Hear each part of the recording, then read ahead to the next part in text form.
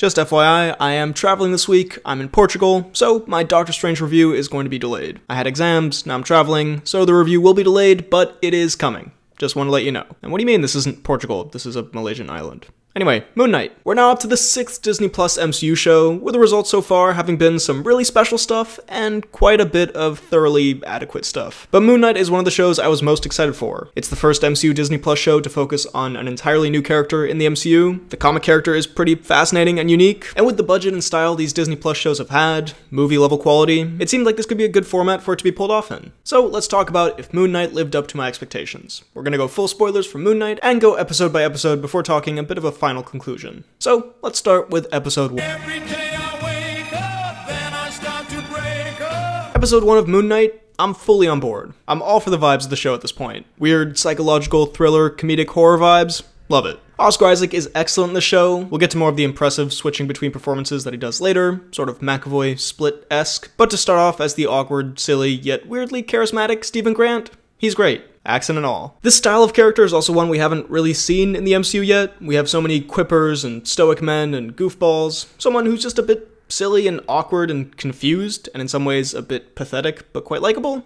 It's a fun addition to this world. On the vibe of the episode, there was more horror in this than I was expecting. Having only read one Moon Knight comic, I don't know if that's a big theme throughout his stories, but the general tension building up around Khonshu and the jump scares were quite effective, and while the mystery is still lingering at this point in the show, it's very compelling. You want to figure out what the hell's going on. The way it cuts between Steven and Mark's lives at this point, only showing us Steven's perspective and how he wakes up in these situations and starts uncovering mysteries, really well done and compelling. Again, at this point in the show. Steven's calmness throughout this episode, and the show in general, is something that bothers me a little bit. I know it's a Marvel show, and it's not going to be very realistic necessarily, but considering what has been established about Steven as a character, although he is generally obviously horrified and confused during these scenarios, there are times where he's still quipping and acting in a way I feel he really wouldn't act in these situations, which can lead to some parts of the episode lacking a bit of tension, but generally, the action is pretty fun though, and again, made compelling through the mysterious aspect of how he gets through them. Ethan Hawke is a solid MCU villain. There's only so many different routes you can go at this point with how many MCU villains we've gotten. So, you know, a raspy voiced villain is something we've seen before, cult leader villain is something we've seen before, killing people for perceived greater good.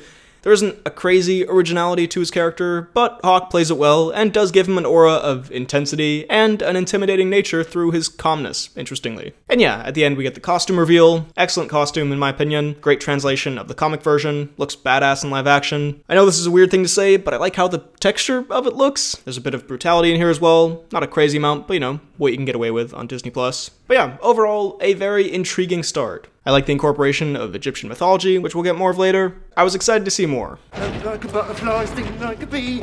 My name's Stephen with a V. Episode 2 more or less keeps that momentum going from the first episode. This episode keeps building the mystery in a fun way, with enough reveals to keep you engaged and feeling like the story is progressing, but still leaving enough unknown to keep you intrigued. And this is where the dynamic between Mark and Steven begins, and it's a really engaging, fun dynamic. Oscar Isaac is very excellent in this show. It might not be in this episode, but there's a point where he switches between Mark and Steven, and that moment just encapsulates how effortlessly he goes between two very different performances, but also how distinct they both feel. A bit similar to when Tom Hardy played the Cray twins, you genuinely forget this is one actor doing these characters. They do feel distinctly like different people. I love the differences in Mark and Steven, also in Moon Knight suit form. Firstly, Steven's Moon Knight costume design is quite delightful. This dorky British guy's idea of a superhero suit. The effects on it still look great as well, and just Steven as a superhero is a lot of fun. Again, a very charming performance. And in this episode, his quippiness in certain situations didn't bother me as much because after all he's seen, it now feels more natural. The Moon Knight action towards the end of the episode is pretty badass. Again, visually great. He has some cool and somewhat more violent powers than some other MCU characters. Cool to see in action. I thought the way they continued to build on the Ethan Hawke stuff was quite interesting. Again, not the most unique villain, but they give some more context to his cult's ideals and its grounding in Egyptian mythology. That was quite interesting. Layla's solid. I won't have much to say about that character really, but the performance is generally good. And still some horror elements. All in all, a good continuation. Kept the rhythm and momentum of the show going.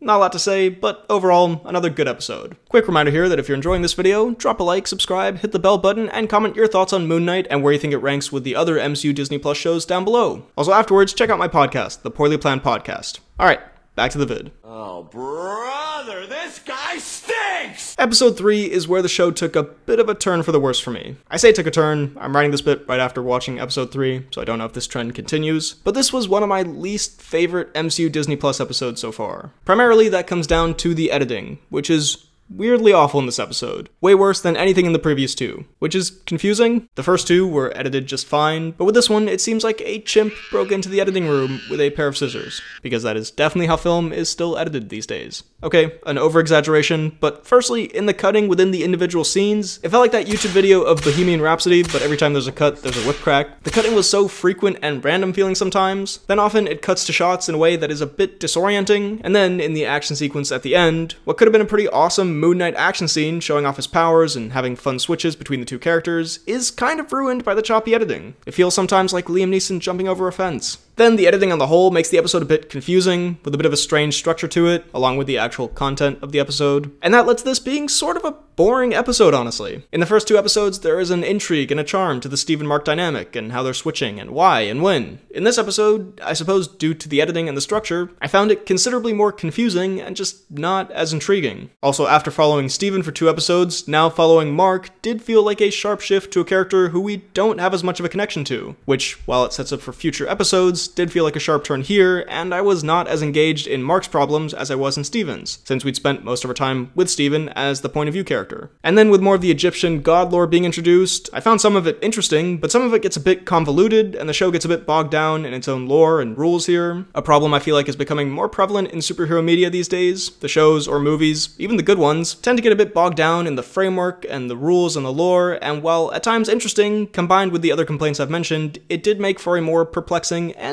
somewhat tedious watch, if I'm honest. Definitely not without its merits. There are still some pretty great visuals, a couple of fun moments, the acting's still great, and the final scene with Khonshu is visually incredible and quite cool conceptually. But overall, I feel like this episode was a bit of a mess editing-wise and structurally, and made the show's premise a bit more confusing. Overall, I was not a fan of this episode. Snakes.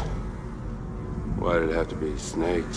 Thankfully, episode 4 picked the show right back up from where I felt episode 3 had brought it. Where episode 3 was one of my least favorite MCU Disney Plus episodes, this was easily one of my favorites. I felt like everything this show did well was at its best here. The dynamic and building of relationship between Steven and Mark and between them and Layla was natural feeling and fun to watch. The episode was well paced. I really enjoyed the Indiana Jones Tomb Raider-y feel to the episode, especially the horror elements, which again, as a big baby man myself, I don't love horror, but I can appreciate that it brings an interesting and exciting element to the table, and it made the episode pretty riveting. The history and mythology aspect of the episode was also well handled and fun, and not kind of confusing like it was last time. Steven interacting with Alexander the Great's corpse was quite enjoyable, and then the ending was incredible. And we'll get to this more with the next 2 episodes, but the show is really fantastic at setting up weird, mysterious elements, and then when they reveal the meaning behind them, it's significantly less interesting. Which I know in a way is the nature of reveals. The mystery is always more interesting than what it actually turns out to be. But for this episode at least, that asylum ending was excellent. Super weird, out there, and not what you're expecting. Creating so many questions, adding a very unique, at least for the MCU, element to the show. I loved it, and I couldn't wait to see what would come next. And yes, we do get a giant hippopotamus god at the end. It's about the hippopotamus.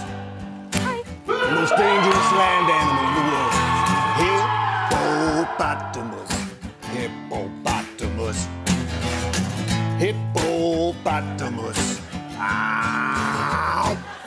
Episode 5 ended up being a little bit in between episodes 3 and 4 for me in terms of quality, because it did introduce a lot of weirdness and it felt quite creative, especially for the requisite MCU Disney Plus explaining the backstory episode. And again, the exploration of mythology and this weird asylum world was interesting, and finally getting some answers was satisfying. But like episode 3, the episode also does get a little bit lost in its own lore and rules and gets a little confusing. This, along with the finale, is part of the show where I wish there were more episodes, because I feel this type of episode would work much better if it had more time to breathe and to be set up. Like, there's fun in entering this weird world of doors and the past and gods and asylum and whatnot, but then at a certain point when you're trying to use it to explain backstory, but it's still somewhat confusing, it makes it harder to follow, and that removes some of the emotion from the reveals. Does that make sense? To both get this crazy asylum episode with Mark and Steve split and going through doors, so you're trying to figure that out, and then also getting the backstory at the same time, it removes some of your attention from that backstory, and I just think the show could have benefited from a bit more time to establish one or the other more clearly. It feels a little rushed, in other words. Like I mentioned before, I don't want it to get lost in explaining stuff and trying to make sense of this weird world and backstory. I just think a little bit more time and a little more time to breathe with this stuff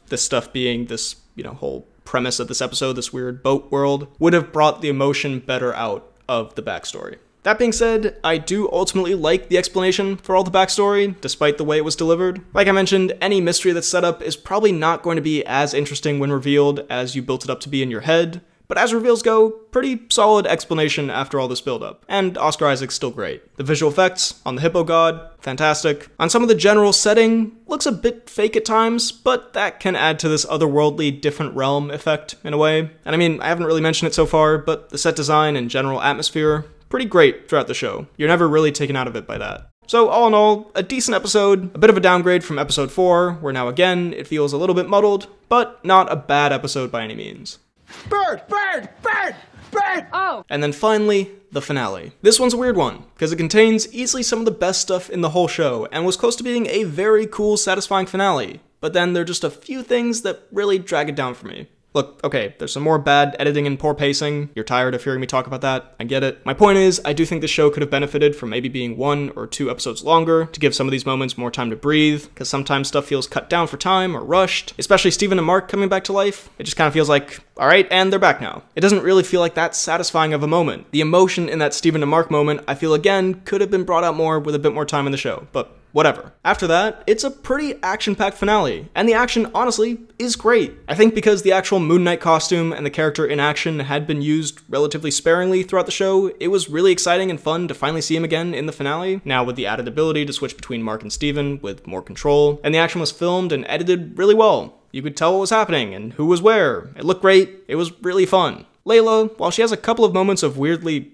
off acting at the start, I like that she got superpowers too. She's fun in the action, great costume as well, and I kinda like this idea of the various Egyptian gods giving superhero costumes to their avatars, and powers, obviously. That could make for a fun team someday, which I'm sure they've already thought of. Also, giant animal gods fighting each other in a Godzilla vs. Kong kinda way. Yes, it's a bit goofy, but I'd be lying if I said it wasn't entertaining. Again, I wouldn't mind seeing other Egyptian gods in the future in the MCU. That's all great. Solid final superhero battle. Then the problems start, with the Jake Lockley thing. Okay, listen, I am aware, from reading comments, that Jake Lockley is part of the character in the comics, and people were waiting for him to show up in this and all that. But this is not a comic. This is a show. It is an entirely different medium, and you should not have had to read the comic for it to work. I guarantee you, at least 80% of the people watching this are not people who know the Moon Knight comic character. They're people who like the MCU and have Disney Plus and wanted to watch the new show. Okay, maybe 80's a bit high. Let's say 70. I'm a big superhero movie nerd, not a huge comic nerd, so I wasn't familiar with Jake Lockley. I'm still not. I just know about him because I see the occasional comment. And so it's just a very unsatisfying, weird, and cheap feeling that a big climactic turning point of the battle is solved by this unknown character at the end of the show. It calls back to what happened earlier in the show, but that was when things were being set up to then be answered. Here, this is the big climactic moment of the season, and it's solved by,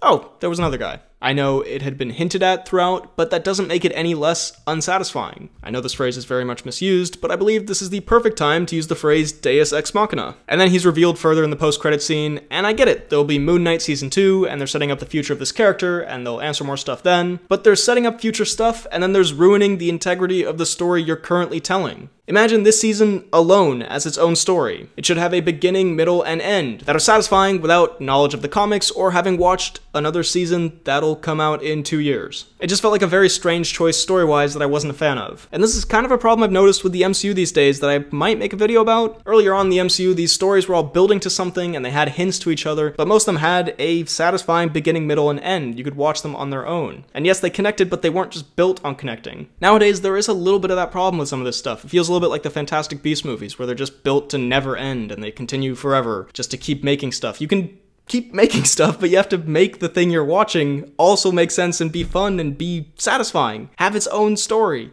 Sorry, I'm going off on a bit of an angry BHL rant.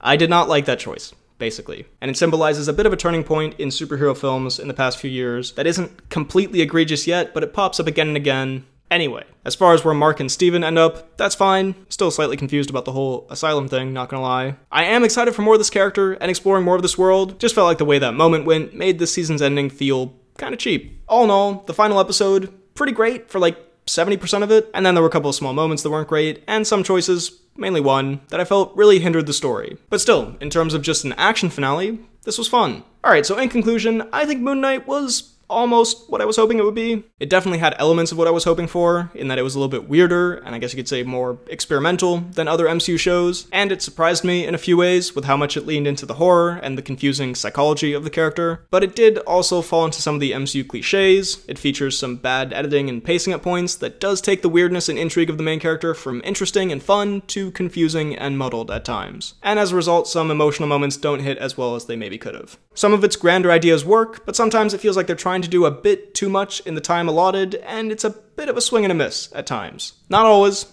but at times. There's also not a lot of actual moon knighting in the show, but that didn't really bother me as much as I imagine it might bother some others. Oscar Isaac is fantastic, and I think this character has the potential to be even more interesting in future projects, but what we got here I thought was solid. Intriguing enough show with great moments throughout, but I wouldn't call it fantastic. I'd give Moon Knight Season 1 a 7.7 out of 10, and here's how my rating system works for those who don't know. So, those were my thoughts on the first season of Moon Knight. What did you think of it? And where does it rank with the other MCU Disney Plus shows for you? Let me know all of your thoughts down below in the comments. While you're at it, be sure to like this video, check out my Instagram and Twitter at BHL_Hudson, my TikTok at BHLHudson, my Letterboxd at RealBHLHudson, check out this podcast that I do with a friend of mine where we talk about movies, TV shows, a bunch of nonsense. It's called The Poorly Planned Podcast, and subscribe for more videos like the one you just watched. Thanks for watching, and I'll see you next time.